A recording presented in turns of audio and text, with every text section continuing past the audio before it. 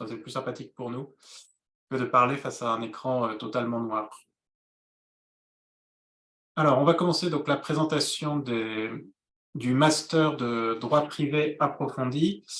On va faire en gros en 3 temps. Alors, je suis Guillaume Drouot et à côté de moi, vous avez Julien Vallièrgue, co-dirigeant ce diplôme. Et alors, les 3 temps, ce sera d'avoir une présentation des matières que vous aurez en M1 et en M2. Il faut tout de suite avoir à l'esprit que vous postulez pour un M1 et pour un M2. Donc, on vous présente les matières. On vous présente les débouchés. Qu'est-ce que vous ferez une fois que vous aurez obtenu votre M2? Qu'est-ce que vous pourrez faire? Et enfin, si on n'a pas été trop long, on pourra vous parler rapidement de la lettre de motivation, qui du coup est en lien avec le contenu du diplôme et avec les débouchés. Alors, on va commencer par les matières, enfin par le contenu, par le master. Je le fais ou tu veux? Oui, je vais partager la maquette du master 1. Voilà. Ah, écran 2, partagé. Donc normalement, si tout va bien, vous avez accès désormais à l'écran. Donc vous avez ici donc la maquette du master 1, droit privé approfondi. Donc l'année de master 1 est relativement généraliste et est assez commune en fait à d'autres master 1 de la mention droit privé. Donc sur le master 1, il y a assez peu en réalité de particularités par rapport aux autres masters de la mention droit privé. Donc vous voyez qu'au premier semestre, on ne va pas passer trop de temps hein, sur le master 1. Je vous renvoie à la maquette que vous pourrez trouver sur le site des facultés. Premier semestre, donc vous avez régime maths, droit privé ou droit bancaire en compétences fondamentales. Donc, régime maths obligatoire, et ensuite, vous pouvez prendre DIP ou bancaire en matière ATD, puis des compétences complémentaires. UE obligatoire, c'est l'UE non choisi en TD, donc quoi qu'il arrive, vous ferez des régimes maths, du DIP, du droit bancaire. Et puis ensuite, vous avez des options à choisir, c'est assez classique. Ensuite, au second semestre, donc matière obligatoire, succession et libéralité, puis matière ATD à choisir entre DIP spécial et DED, et en UE non obligatoire, la matière non choisie en TD, donc quoi qu'il arrive, vous ferez du droit des successions, du DIP spécial et du DED, et puis une matière ensuite à choisir en option. Particularité quand même de ce M1, c'est CESUE, la compétence spécifique sur candidature. Vous avez une UE professionnalisation et une UE recherche qui vous permet, dès le Master 1, de réaliser un mémoire, un volume. Je crois que le volume n'est pas déterminé, c'est ça, hein? Non, mais c'est une trentaine de pages. Une trentaine de pages. Alors, ce qui peut être intéressant, puisque comme nous allons le voir, dans le M2, il y a un mémoire de recherche obligatoire. Donc, commencer la recherche dès le Master 1, dans l'optique d'un mémoire de recherche obligatoire en M2, ce peut être une option intéressante. Voir, bon, pour le moment, on n'a pas fait ça encore, mais éventuellement prolonger le sujet de mémoire de M1 en M2. Bon, ça, c'est vraiment à discuter, mais c'est pas inenvisageable. Voilà pour le M1. Alors, je ne sais pas si vous avez déjà des questions là-dessus, mais peut-être qu'on peut passer tout de suite au M2. Il y a des gens à admettre. Il y a des gens à admettre. Et je précise juste qu'en fait, l'année de M1, il n'y a pas de rupture par rapport à votre année de L3, de L2 ou de L1. C'est le même système, avec un semestre, des examens à la fin, un autre semestre, des examens à la fin. Donc, ce n'est pas bouleversant. Certes, il y a une sélection qui est mise en place dès le M1, mais en fait, l'année de M1 ressemble à ce que vous faites déjà. Ce qui peut être intéressant pour nous, si vous postulez, c'est que si vous êtes intéressé par le mémoire, dès le M1, c'est de le mentionner. Alors, il ne faut pas le faire si c'est purement formel. Hein. Ce n'est pas parce que vous le mettez que vous serez pris. Mais si vraiment vous vous dites, bah, dans ce master, cet élément-là m'intéresse, parce que c'est une possibilité qui existe et qui n'existe pas ailleurs, il ne faut pas hésiter à le mentionner. Oui. pas hésiter à le mentionner. Oui, et puis il ne faudra pas hésiter à le mentionner s'agissant du M2. Donc si vous le voulez bien, on va passer tout de suite sur le Master 2, droit privé approfondi. Et pour prolonger ce que vient de dire Guillaume, l'organisation du Master 2 est très différente de l'organisation du Master 1. Alors pour répondre à Léa Jean-Joseph, le Master droit des affaires approfondi, c'est à 17 h.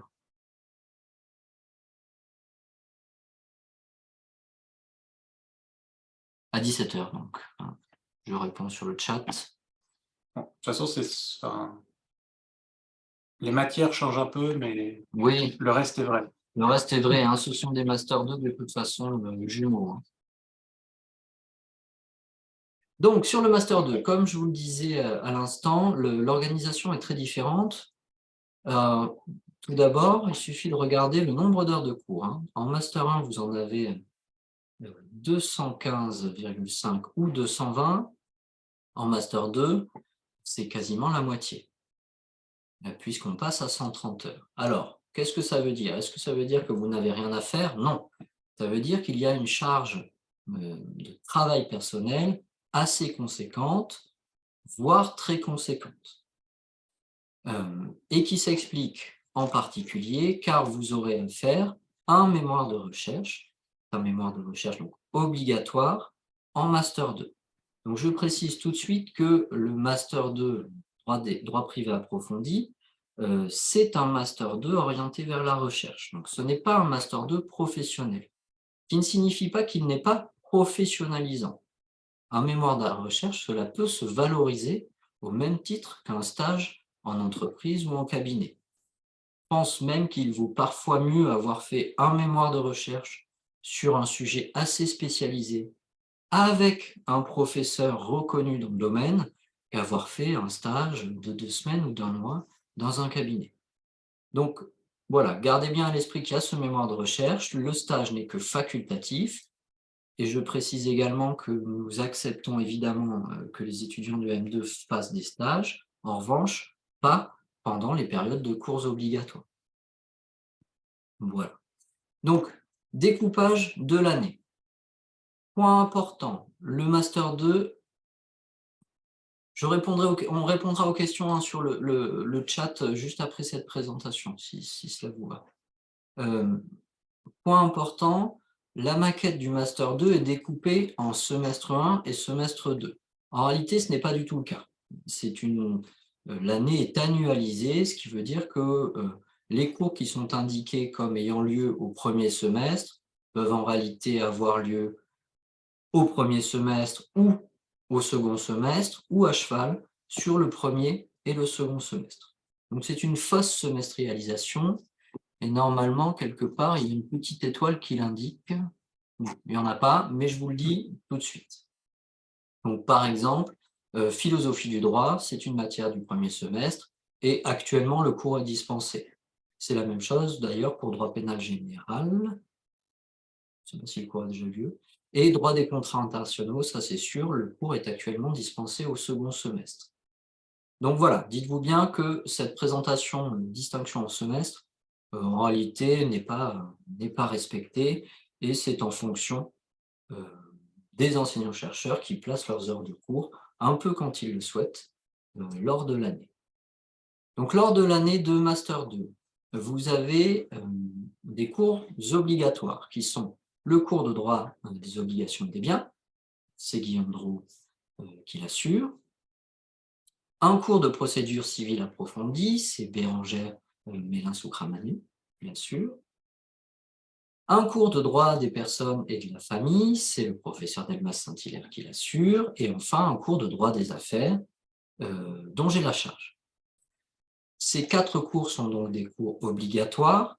Ce sont des cours d'approfondissement d'une matière. Qu'est-ce que cela signifie? Cela signifie qu'en droit des obligations et des biens, ce n'est pas une révision de vos cours de 2e année. Enfin, je peux te laisser la parole, hein, mais c'est un approfondissement de ces disciplines, de sorte qu'on suppose que tout ce que vous avez vu en 2e année en droit des obligations et des biens, vous le maîtrisez déjà. Et on va plus loin, et notamment on creuse les aspects théoriques et conceptuels de ces disciplines. Et c'est la même chose dans tous ces cours obligatoires. Ouais. En fait, ce qu'il faut comprendre, c'est que, bon, déjà, donc il n'y a pas de semestrialisation et qu'il n'y a pas non plus de programme. C'est-à-dire que le cours peut complètement changer d'une année sur l'autre et que notre but est de prendre des points et de les approfondir et pas du tout de faire des révisions. C'est-à-dire que quand il y a un cours obligation et bien, on va pas, enfin, je peux ne jamais parler des vices du consentement dans le contrat parce que c'est pas le but du cours cette année-là. Donc c'est des cours, on peut être un peu perdu au début en se disant mais qu'est-ce qu'on va voir? C'est un parti pris, enfin c'est comme ça dans tous les M2 normalement, c'est vraiment des cours d'approfondissement qui nécessitent que vous soyez un peu au clair déjà sur les notions fondamentales. Ce qui permet de réviser, mais d'une autre manière. C'est en approfondissant qu'on révise. Mais c'est pas un cours de prépa privé, c'est pas, voilà, c'est pas tout ça. Donc il faut en avoir conscience en postulant, hein, en disant d'accord, je prends le parti d'accepter d'approfondir une matière. Voilà sur ce point. Ensuite, vous aurez des matières optionnelles, donc 2 à choisir parmi 5. En réalité, 2 à choisir parmi 6 à compter de septembre, puisqu'à compter de septembre, nous aurons en plus une matière de mode alternatif, de règlement des litiges et arbitrage, qui permettra à ceux qui veulent avoir on va dire une petite spécialisation, une bonne spécialisation en procédure civile, bien de cumuler procédure civile approfondie et un cours donc de marge et arbitrage. Ensuite, il y a du droit comparé, mais pour être tout à fait sincère, nous n'avons pas d'enseignant pour le moment pour cette matière, enfin plus exactement l'enseignant qui assurait ce cours ne l'assure plus, donc c'est une fausse option. Mais ça sera en partie compensé en septembre avec l'apparition de la matière marle et arbitrage. Une UE facultative, droit privés étrangers, donc cette année, c'est une professeure de Montréal qui l'assure, qui vient en mars. Clinique du droit, c'est optionnel, mais vous pouvez y participer. Bon, et après, il y a du sport et voilà. Voilà pour les matières. Tu veux Tu ajouter? voulais parler des séminaires? Ah oui, les séminaires. Ça, c'est également une particularité du master, c'est-à-dire que vous aurez, durant l'année, des séminaires de droit des obligations et des biens et des séminaires de droit des personnes et de la famille. Alors, qu'est-ce qu'on entend par séminaire? Normalement, j'ai préparé, mais je ne suis pas allé au bout. Les séminaires, où sont-ils? C'est ceux-là. Voilà. Donc, les séminaires. Plusieurs enseignants en fait, de la faculté de droit de Bordeaux interviennent dans le master et interviennent pour assurer des séminaires de 2 heures chacun sur des thèmes que les enseignants définissent. Donc vous voyez, ici, ce sont les séminaires de cette année qui sont susceptibles de changer d'une année à l'autre. Donc Barbara Frelotto, division personne-chose, les sanctions de la mauvaise foi dans l'exécution du contrat. Hélène Scrivignac fait la propriété de l'information. Je fais source du droit, acte juridique, distinction des tiers et des parties au contrat. Guillaume Becker fait prérogatives contractuelles, action interrogatoire. Bon, je ne détaille pas. Vous avez donc des séminaires de droit des obligations et des biens. Donc ça fait combien ça? 20 heures? 20 heures. Et des séminaires de droit des personnes et de la famille, 20 heures également. Et ce qui donne en tout 1, 2, 3, 4, 5, Tu fais 10 séminaires. 10 par bloc. 10 séminaires par bloc, 20 en tout, 40 heures en tout. Ces séminaires prennent la forme en réalité d'un TD. C'est-à-dire qu'on vous donne les thèmes à l'avance, les dates des séminaires à l'avance, et vous devez avoir travaillé chacun de ces thèmes. Alors certains enseignants donnent une bibliographie, d'autres non, et ensuite, pendant 2 heures, c'est un échange avec l'enseignant sur le thème en question. Alors je dis format TD, mais pas tout à fait. C'est-à-dire qu'on est plus dans le format discussion que dans le format TD classique où on vous donne un exercice à préparer et vous le corrigez ensuite en TD. Autrement dit, c'est vraiment de l'enseignement, je ne sais pas comment dire, mais on vous prend pour de vrais juristes et des juristes adultes qui sont capables de réfléchir sur un thème en l'ayant travaillé auparavant. voilà pour les particularités. Alors ensuite, on fait avec Guillaume des choses qui sont un peu hors maquette. Donc le hors maquette, c'est un exercice particulier qui est le résumé de thèse.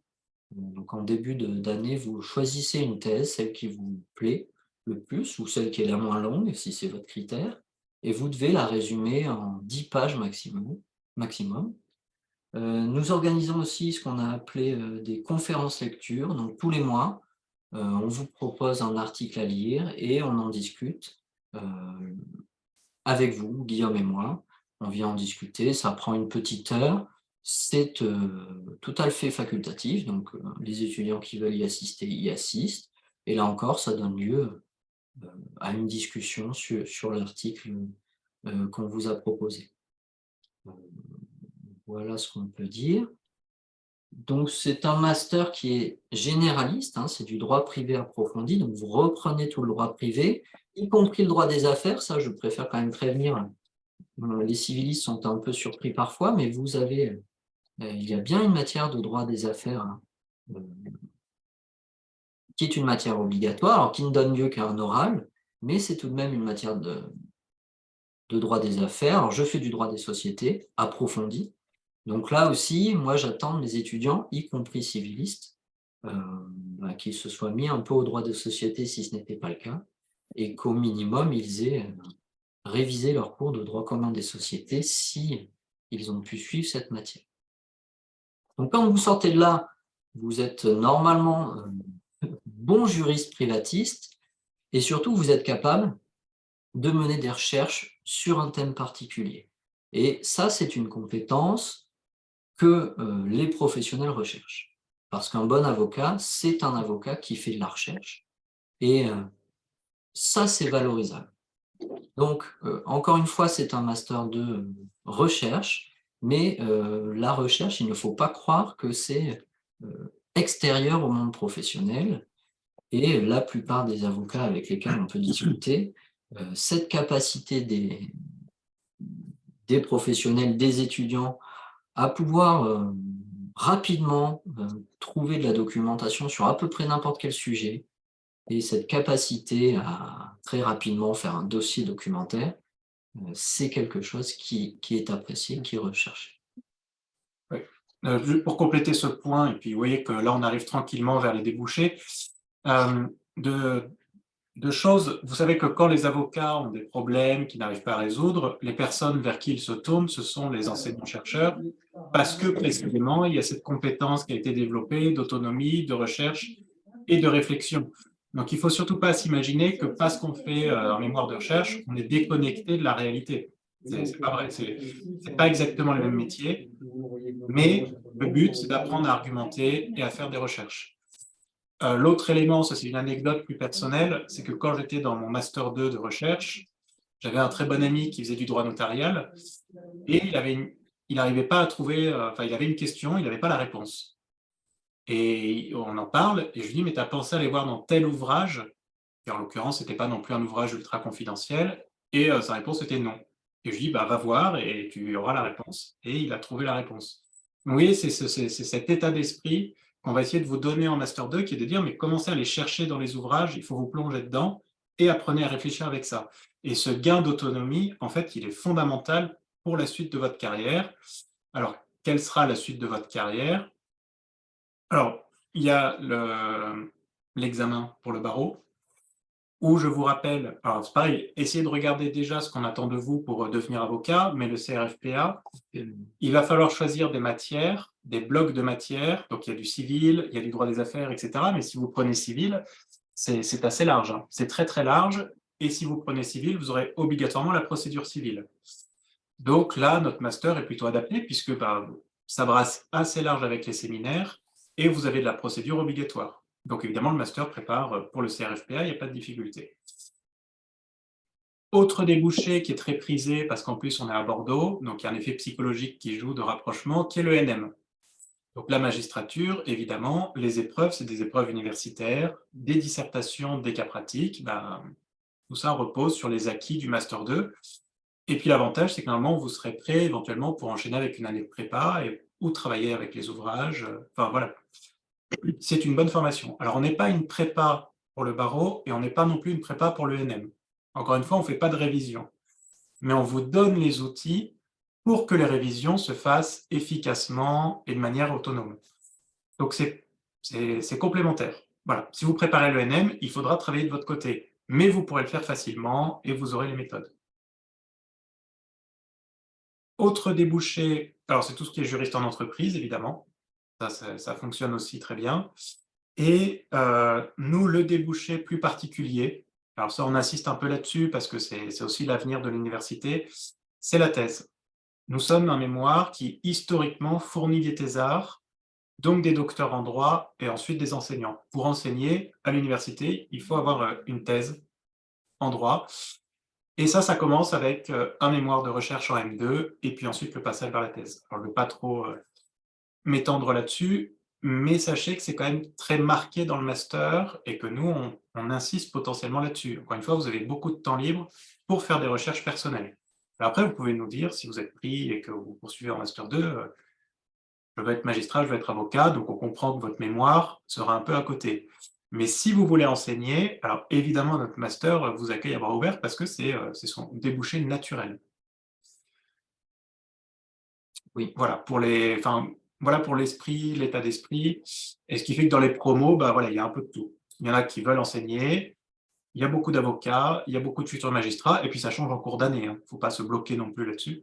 Mais voilà, ça vous donne un peu l'état d'esprit des étudiants qui sont déjà là. Globalement, on a essentiellement des étudiants qui souhaitent passer le barreau ou le NM, quelques étudiants qui souhaitent faire une thèse dès le départ et certains qui se découvrent une passion pour la recherche en cours de route. Et nous avons aussi quelques étudiants qui souhaitent ensuite faire un second Master 2 plus spécialisé, ce qui est encore possible. C'est plus compliqué qu'auparavant d'enchaîner 2 Master 2, mais c'est encore possible. Et on a quelques étudiants qui souhaitent faire ça, par exemple un Master 2 notariat, par exemple un Master 2 également en droit des affaires, ça peut arriver. Et le Master 2 droit privé approfondi étant assez généraliste, permet aussi de bifurquer éventuellement vers le droit des affaires ensuite. Voilà. Et j'ajoute une autre profession à laquelle je n'ai pas pensé, c'est la profession d'huissier. Alors, Oui. certains, l'année dernière, j'ai souvenir de lettres de motivation. Alors, c'est tout à fait possible, surtout que l'examen pour devenir commissaire de justice a changé, mais il nécessite une grande culture juridique. Donc, ce n'est pas inintéressant aussi de venir. Alors, peut-être que le mémoire, on ne s'y attend pas et que pour devenir huissier, ce n'est pas nécessaire, mais sur l'éventail des matières, ce n'est pas inintéressant. Enfin, ça, il faut y réfléchir en tout cas. Voilà ce qu'on peut vous dire. Donc, si vous avez des questions plus particulières sur l'organisation du master et ou sur la procédure de sélection, nous sommes tout oui. Alors, il y a une première question sur est-ce que le droit des sûretés est obligatoire ou est-ce qu'on peut postuler sans avoir suivi ce cours?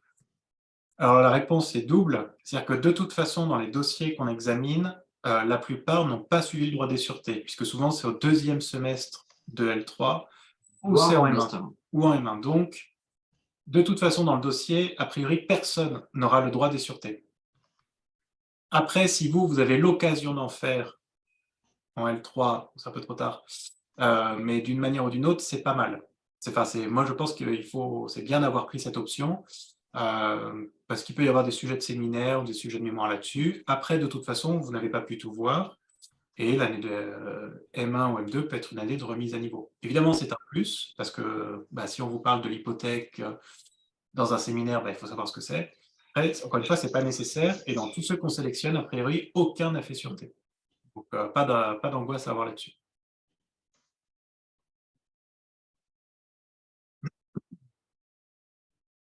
Alors, autre question. Le master en deuxième année est uniquement un master avec un mémoire et il n'y a pas de choix entre mémoire et stage? Non. Non, c'est forcément un mémoire. Aspect en TD est-il handicapant? Non. Je pense que c'est en revanche, le fait d'avoir fait la matière elle-même, ça, c'est quand même très important. Même si vous n'avez pas pris en TD. Je pense que c'est mieux si vous l'avez fait en TD, hein, mais c'est pas handicapant. Ne pas l'avoir fait du tout, ça peut être un peu plus compliqué. Alors, on n'est pas sectaire, hein, c'est-à-dire que quelqu'un qui serait un pénaliste, on l'accepte, même un publiciste, on peut l'accepter, mais dans ce cas-là, il faut quand même expliquer vraiment de manière approfondie dans votre lettre de motivation, ce qui explique que vous passiez d'une L3 droit public à un master droit privé approfondi. Voilà. Alors, attendez, là, ça va un peu vite pour nous. Élaborer le processus de sélection pour les étudiants étrangers. Alors, pour les étudiants étrangers, tout dépend. Si vous êtes un étudiant d'une nationalité d'un État membre de l'Union européenne, la sélection passe par la plateforme nationale Mon Master, comme pour tout étudiant de nationalité française. Si c'est hors de l'Union européenne, bien, le processus de sélection, c'est le programme études en France, Campus France, je crois que ça relève, c'est la même chose. Donc là, je vous renvoie vers les services, le service d'internationalisation de la fac de droit. Et il y a des opportunités pour faire une thèse en Master 2. C'est plus qu'une opportunité, en fait. Seuls les masters de droit approfondi offrent la possibilité de faire une thèse. Donc, droit privé approfondi, droit des affaires approfondi, droit public approfondi, droit pénal approfondi. Mais vous ne pouvez pas faire de thèse si vous faites un master, par exemple, en apprentissage. Ce débouché-là, la carrière universitaire, le métier d'enseignant-chercheur, de professeur, ça passe nécessairement par un master 2 comme le nôtre, avec un mémoire de recherche obligatoire, ou en tout cas un vrai mémoire de recherche. Quelles sont les matières que vous regardez lors de l'étude des dossiers? Alors, on va regarder plutôt les matières de droit civil, introduction, personne famille, contrat, responsabilité, contrats spéciaux, droit des biens et procédure civile, puisque, encore une fois, nous, on pense toujours à l'idée que derrière, il y a un Master 2 avec de la procédure civile, donc voilà, il faut être un peu solide. Donc, c'est vraiment toutes les matières de civil au sens large. Après, on ne s'interdit pas de regarder les autres, hein, au cas où. Si en plus, à côté, vous êtes très très fort en droit consti ou en histoire du droit, bah, c'est un plus. Est-ce que certaines notes sont handicapantes? Alors, la question est formulée de telle manière que je vais vous dire oui, c'est-à-dire que les mauvaises notes sont handicapantes. En revanche, il n'y a pas de note éliminatoire. Voilà, ça, il faut bien le comprendre. C'est-à-dire que si vous avez eu 14, 14, 14 et un 5 en droit des contrats, on se dit il y a eu un problème.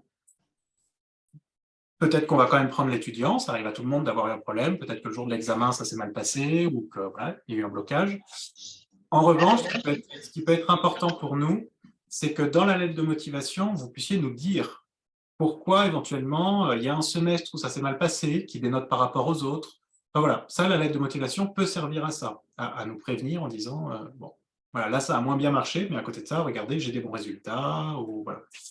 Donc, bon, évidemment, les très mauvaises notes sont handicapantes, mais ça n'empêchera pas éventuellement l'examen de votre dossier. La réunion sera-t-elle publiée sur le site de la faculté? Non, normalement oui. C'est ce que le service communication nous a indiqué.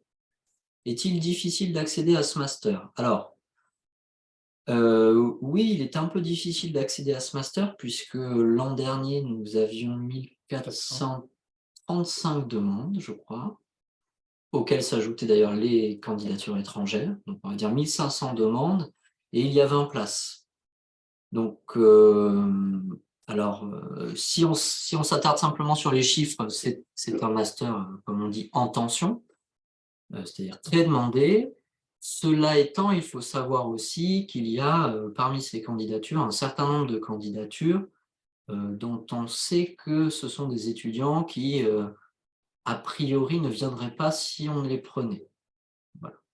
Bon, je songe notamment à certains candidats d'universités parisiennes, certains très bons candidats d'universités parisiennes, dont a priori on est certain qu'ils ne viendront pas, même si on les prend.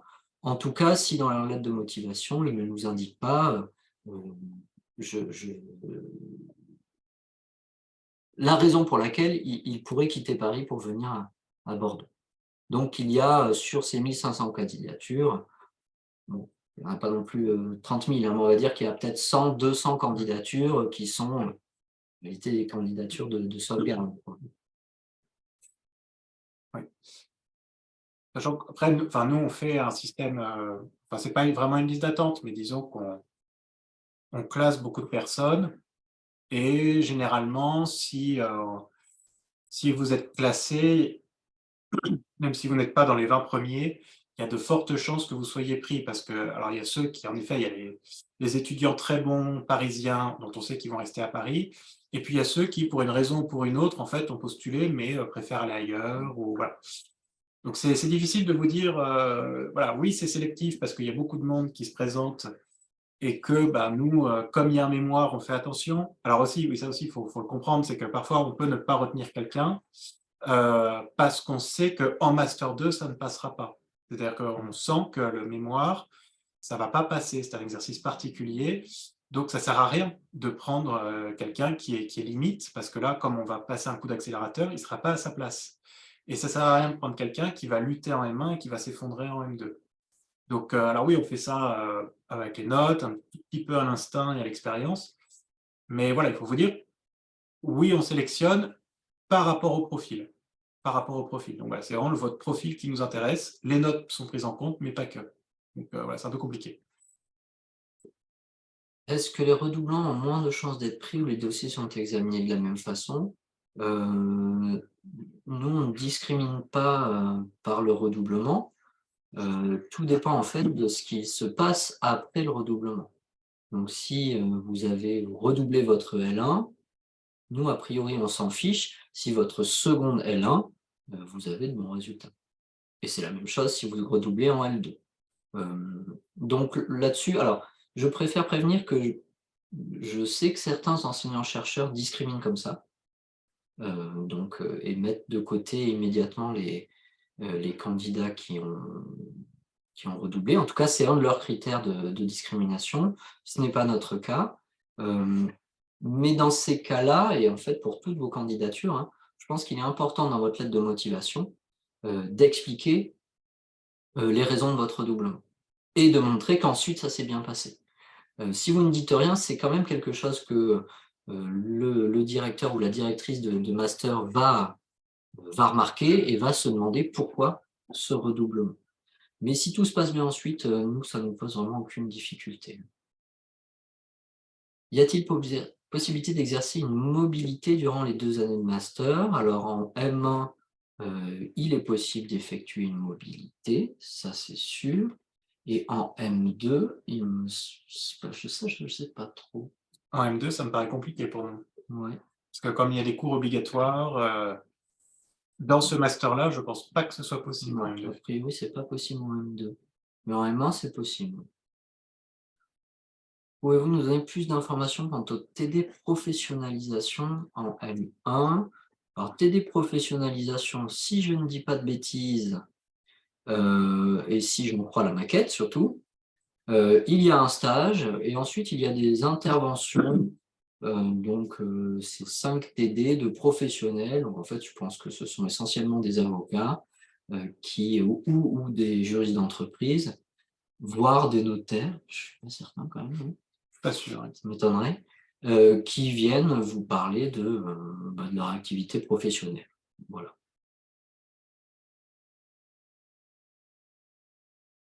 Un étudiant qui ne valide pas son semestre 5 à la session 1 peut-il être admis à ce master sous réserve de validation de sa licence?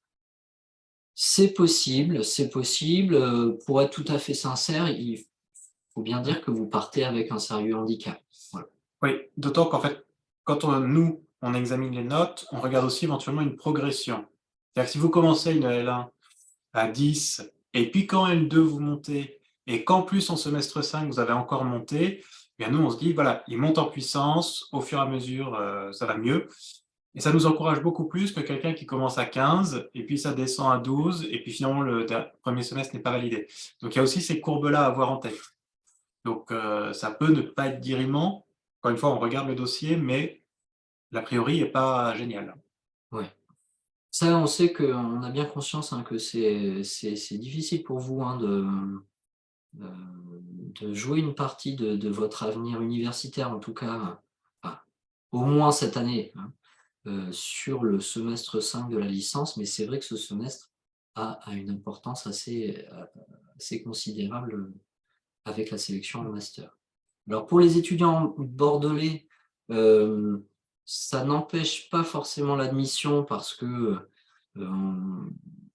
on on peut éventuellement avoir accès aux notes du semestre 6, postérieurement et se dire que ça va passer. Mais bon, ouais, c'est que ça va être compliqué quand même. Est-ce que les notes de TD comptent autant que les notes d'examen? Je dirais qu'elles comptent moins que les notes d'examen, sauf si elles sont mauvaises. C'est-à-dire qu'une note en TD inférieure à la moyenne, cela nous alerte. Parce que pour avoir moins de la moyenne en TD, en tout cas à Bordeaux, il faut vraiment que quelque chose se soit mal passé. Donc une note en TD inférieure à la moyenne, même si la note de l'examen terminal est bonne, ça peut nous interroger sur la candidature. Voilà. En revanche, une note de TD, moyenne 11-12, une note à l'examen terminal à 6-7, bon, on sait que c'est un étudiante ou une étudiante ou un étudiant, moyen, quoi. 18 en TD, 7 à l'examen terminal, là, on va se dire: «Bon, c'est un étudiant qui a eu un accident de parcours». Parce que manifestement, en TD, il a fait la preuve, ou elle a fait la preuve, bien sûr, de son investissement et de son sérieux. Et là encore, dans la lettre de motivation, vous pouvez expliquer. Non, c'est un accident, ou le sujet était, enfin, j'avais fait une impasse, vous pouvez l'avouer. J'avais fait une impasse, mais en TD, ça s'était bien passé. Et voilà, et la preuve, c'est que dans les autres matières, ça a toujours fonctionné. Enfin voilà. Ou il y a eu un événement la veille de l'examen qui fait que, enfin voilà, faut nous rendre lisibles un peu toutes ces notes. Ce master est-il accessible aux étudiants qui souhaitent devenir juristes d'entreprise? Oui, mais auquel cas, il vaudrait peut-être mieux candidater au master droit des affaires approfondi. Et si, vous n'avez aucun doute sur votre volonté de devenir juriste d'entreprise, éventuellement plutôt candidater au DJCE. Enfin, master droit des affaires et fiscalité, DJCE, c'est-à-dire diplôme de juriste conseil en entreprise, qui est quand même le master, le plus opportun, pour exercer ce métier de juriste d'entreprise. En tout cas, si vous avez l'ambition d'intégrer, vraiment de grandes entreprises. Enfin, en tout cas, nous, quelqu'un qui dit: «Je veux être juriste en entreprise», on se dit pas: «Il n'est pas fait pour nous». On se dit juste: «Attention, quel est le type d'entreprise? Quel genre de juriste d'entreprise vous voulez être?» Encore une fois, si c'est pour faire du conseil fiscal, on va dire: «Ouh là, c'est peut-être pas la bonne porte». En revanche, si c'est pour dire: «Parce que j'aimerais travailler dans le droit des assurances et plus particulièrement le droit des assurances aux personnes, parce que ça m'intéresse et que voilà, et que je veux faire du conseiller là-dessus», oui, pourquoi pas. Si votre projet professionnel est assez précis, bah, voilà, on vous prend sans problème. Le fait que cette année de nos vœux soit limitée à 15, pensez-vous que ça va faciliter l'accès à un master ou renforcer la tension? Eh bien, je crains que cela ne renforce la tension. Voilà. Alors sans rentrer dans le détail, c'est 15 vœux, par mention, et pas par parcours. Un parcours, c'est un master. Là, ce qu'on vous présente, c'est un parcours, c'est le parcours droit privé approfondi. Et ce parcours est intégré à une mention plus large, c'est le droit privé. Donc en fait, vos 15 vœux, comme c'est uniquement par mention, ça dépend des mentions dans lesquelles vous postulez. Donc nous, c'est très difficile d'anticiper parce que vous, ça va vous si vous postulez pour la mention droit privé, vous allez griller un vœu, il vous en reste 14, mais ça dépend ensuite dedans si vous postulez à tous les parcours ou pas. Et nous, on ne peut pas anticiper sur votre comportement et sur le comportement des autres étudiants de dire, est-ce qu'ils vont postuler à tous les parcours ou pas? Donc si vous vous dites: «En fait, je postule uniquement à un parcours», ça ne changera absolument pas l'attention. Mais s'il y a des personnes qui se disent: «Comme ça me grille qu'un seul vœu dans la mention, je préfère postuler à tous les parcours», oui, là, ça va mécaniquement augmenter la tension parce que ce sera plus 1 400 dossiers qu'on aura, c'est beaucoup plus. Après, bon, ça change pas ça va pas changer votre moyenne, ça change pas la moyenne des autres, donc ça va augmenter le nombre de dossiers à examiner, mais ça changera pas forcément votre classement. Enfin, c'est ça que je veux dire, c'est que, voilà. Et encore une fois, c'est compliqué d'anticiper et d'être très clair sur ces questions, mais Voilà. Ce qu'on peut dire, c'est que pour un master comme le nôtre qui est déjà sous forte tension, ça va pas changer grand-chose. Concrètement, qu'on ait 1400 candidatures ou 2000, ça change rien. En revanche, pour d'autres masters qui jusqu'à présent étaient assez préservés avec 200-300 candidatures, le passage éventuel à 800 ou 900 candidatures, là, va changer les choses. C'est-à-dire que les masters sous tension le seront toujours. Le risque, c'est que des masters qui ne l'étaient pas le deviennent. Voilà. Mais ça, à la limite, ça ne concerne pas notre master. Selon vous, en quoi consiste une bonne moyenne de licence? Je dirais une bonne moyenne, c'est à partir de 12. Voilà, jusqu'à 11, c'est correct. En dessous de 11, ça devient... C'est passable, quoi. Voilà. Le redoublement L3 n'est pas discriminatoire non plus. Là encore, non, ce n'est pas discriminatoire. Tout ce qui compte, c'est que votre seconde L3 se passe bien, c'est-à-dire mieux que la première. Bonne moyenne en licence, bon, j'ai déjà répondu à Madame Vega. Est-ce qu'il s'agit de la moyenne du S1 de L3 qui est prise en compte ou bien le fait qu'on ait vraiment validé tous nos blocs de compétences?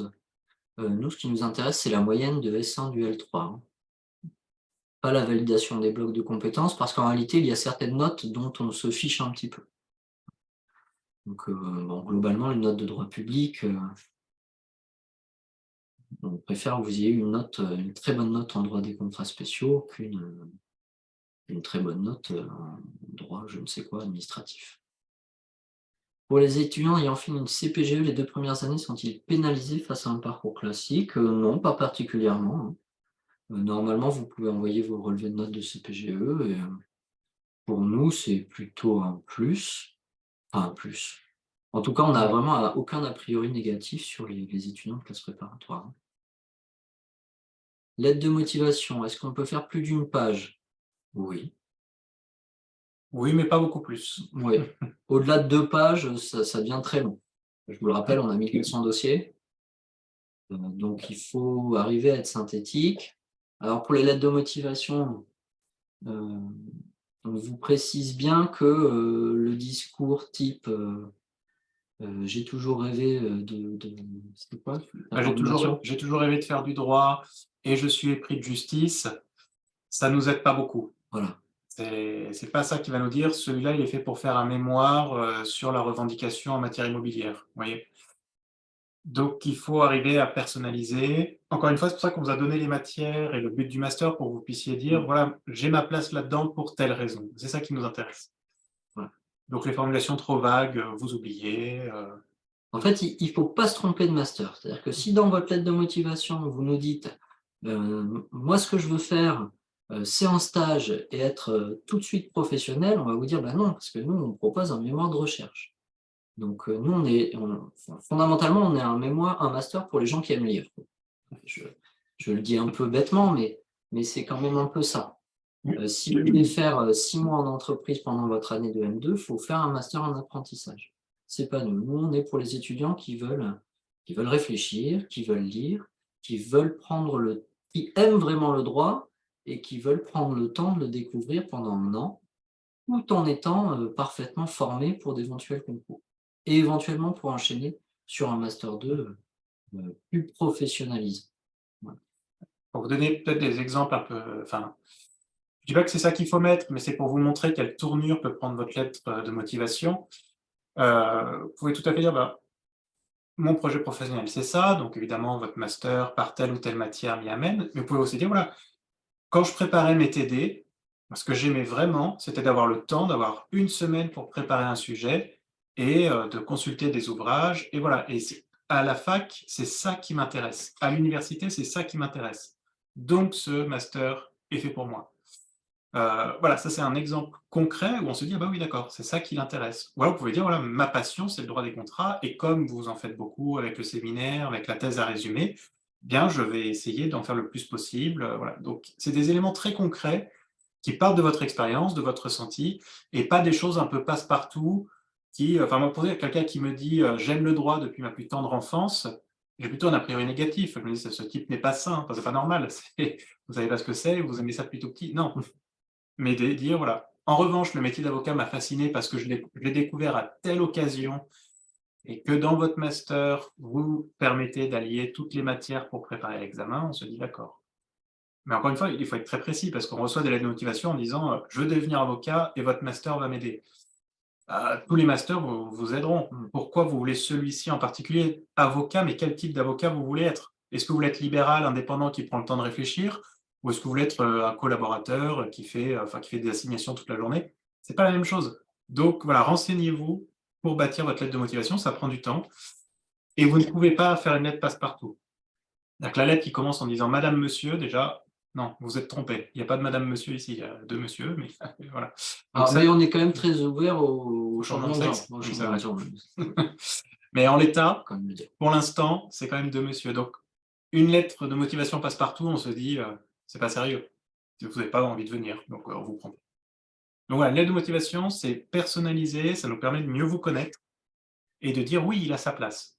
Peut-être qu'il n'a pas des résultats flamboyants, mais ce master est fait pour lui. Il m'a convaincu. Voilà.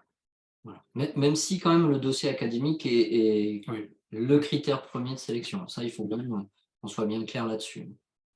Voilà. Et les conseils qu'on vous donne pour la lettre de motivation, ça vaut pour tous les masters auxquels vous candidatez, hein, évidemment, pas simplement le nôtre. Parce qu'on se doute bien que parmi ceux qui nous écoutent, certains sont déjà en train de se dire c'est pas pour moi, mais cette personnalisation de la lettre de motivation, voilà, il faut que vous l'ayez en tête pour tous les masters auxquels vous candidatez. Est-ce qu'un étudiant ayant fait son parcours à l'étranger qui refait sa licence à Bordeaux peut avoir une chance d'être pris? Oui, nous, c'est pas un critère de discrimination. Donc il y a une chance d'être pris, ce qui ne veut pas dire que vous serez pris. Le fait que l'on n'ait pas forcément déjà une idée précise de notre projet professionnel peut-il être problématique au niveau de la lettre de motivation de l'accès au master? Non, à la limite, j'ai envie de vous dire, si vous n'avez pas de projet professionnel déterminé, ce master est fait pour vous. Parce que justement, ça va vous permettre de découvrir certaines disciplines, de vous dire, ben voilà, je fais un master généraliste, mais ça me permet de découvrir les matières qui me plaisent le plus, des professions auxquelles je ne songeais pas, mais finalement, je pourrais m'épanouir dans celle-ci. Donc ça peut être bien. Le fait de ne pas être fermé à une éventuelle, thèse ou au métier d'enseignant-chercheur aussi. Donc voilà. C'est juste une question après de formulation. Vous pouvez dire, bon, pour l'instant, le projet professionnel n'est pas arrêté, mais en revanche, ce qui est certain, c'est que le droit civil m'intéresse, que j'ai envie d'augmenter la culture juridique, d'approfondir certains points. Et encore une fois, ce qui m'intéresse à l'université, c'est ça et ça pour telle raison. Donc là, on se dit, bah oui, bien, bienvenue. Moi, c'était mon cas. Hein. Quand j'ai fait mon Master 2, j'avais aucune idée. J'avais un peu menti en disant que je voulais être magistrat, mais dans l'aide de motivation, voilà, je vais quand même dit, il n'y a aucune porte qui est fermée d'office et j'attends de voir ce qui va se passer. Oui. Moi, je savais déjà que je voulais être enseignant. J'ai fait le master en question, hein, j'ai fait le master droit privé approfondi, enfin, c'était droit privé général, enfin, c'était le même. J'ai fait ce master-là et je voulais faire une thèse dès le départ. C'est ce que j'ai indiqué dans la lettre de motivation, d'ailleurs en disant que c'était tel cours qui m'avait, particulièrement intéressé et notamment tel thème, et cetera. Donc, si vous en avez un, dites-le nous, si vous n'en avez pas, dites-le nous aussi, mais voilà, montrez-nous que vous aimez le droit, pas simplement pour son aspect utilitaire. C'est ça aussi. Voilà, je ne sais pas, s'il n'y a plus de questions, on va peut-être s'arrêter là parce que nous avons une deuxième réunion ensuite sur le master droit des affaires approfondi, où on va dire à peu près la même chose, cela étant, hein, mais voilà. Vous avez des questions? Bon, je ne l'ai pas dit, hein, mais on est quand même extrêmement sympathique, hein, par ailleurs. Il faut le savoir. Si c'est un de vos critères. Alors, quand quelqu'un vous dit ça, méfiez-vous. Hein. S'il a besoin de le dire, c'est pas normal. Mais bon, non, mais là, c'est vrai. Et je pense que l'année se passe bien. Là, c'est vrai. Et vous pouvez, surtout après vous, n'hésitez pas à contacter les étudiants qui sont déjà là, qui pourront vous dire ce qu'ils ont fait, comment ils vivent l'année aussi. Ça, il ne faut pas hésiter. Je me demande si, là, les participants en attente, ce ne sont pas justement pour le droit des affaires approfondies. Donc, on va quitter et se reconnecter. Oui, je pense que c'est le plus facile. Ou en fait, on vous laisse vous déconnecter, tout simplement. Vous pouvez partir et on enchaîne avec droit des affaires approfondies. Voilà, il y a 5 minutes de battement et puis on recommence. sur mes vidéos. Oui.